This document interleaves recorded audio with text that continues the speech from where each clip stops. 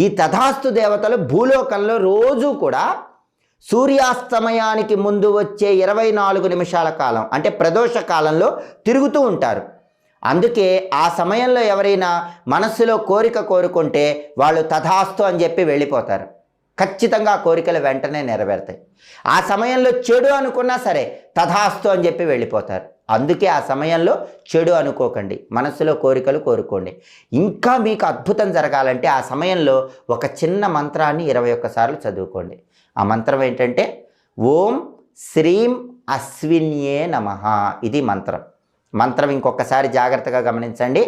ఓం శ్రీం అశ్విన్యే నమః.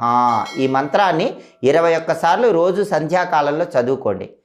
అప్పుడు ఆ మంత్రం చదువుకునే వాళ్ళ మీద తథాస్తు దేవతల అనుగ్రహం ఇంకా అద్భుతంగా పనిచేస్తుంది. తథాస్తు తథాస్తు తథాస్తు అని చెప్పి ఆశీర్వదించి వెళ్ళిపోతారు.